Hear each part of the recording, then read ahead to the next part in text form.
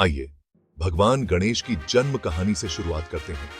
भगवान शिव और देवी पार्वती कैलाश पर्वत पर ही रहा करते थे। ये उनका घर था। ज्यादातर समय शिव जी अपने कामों में लगे रहते थे और पार्वती जी पहाड़ पर अकेली रहती थी। प्रभु, एक दिन पार्वती जी को नहाने जाना था और वो चाहती थीं कि कोई उन्हें परेशान ना करे। पार्वती जी ने हल्दी से एक बच्चे की मूर्ति बनाई और उसमें जान डाल दी। उस बच्चे का नाम उन्होंने गणेश रखा और वो उनके प्रति बहुत वफादार था। उन्होंने गणेश से कहा कि जब तक वो नहाए वो घर की रखवाली करे।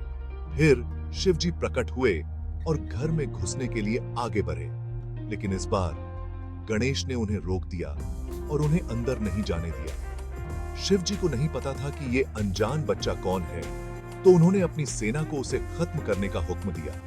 लेकिन गणेश को पार्वती जी ने शक्तियां दी थीं और उन्होंने शिव जी की पूरी सेना को हरा दिया। शिव जी, जो अपने गुस्से के लिए जाने जाते थे, गुस्से में आग बबूला हो गए और उन्होंने गणेश का सर धड़ से अलग कर दिया। जब शिव जी ने देखा कि एक अनजान बालक उन्हें अंदर जाने से रोक रहा है, तो उनका गुस्सा 7वें आसमान पर था।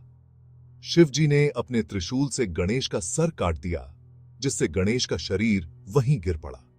जब पार्वती जी बाहर आईं और उन्होंने अपनी बनाई हुई मूर्ति को मरा हुआ देखा, तो उनका गुस्सा 7वें आसमान पर था।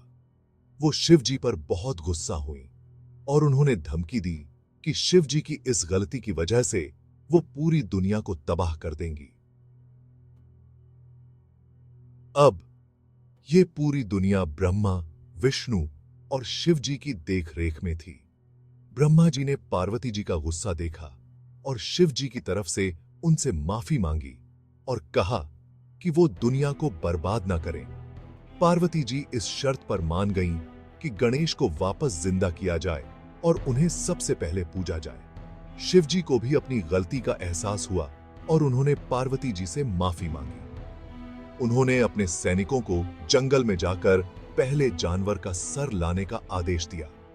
संयोगवश उन्हें एक हाथी मिला और उसका सर लाया गया। फिर उस शरीर पर हाथी का सर लगाया गया और शिव जी ने उन्हें वापस जिंदा कर दिया और अपने बेटे के रूप में स्वीकार किया। और इस तरह गणेश जी का जन्म हुआ और आज हम उन्हें देवों के देव मानकर पूजते हैं।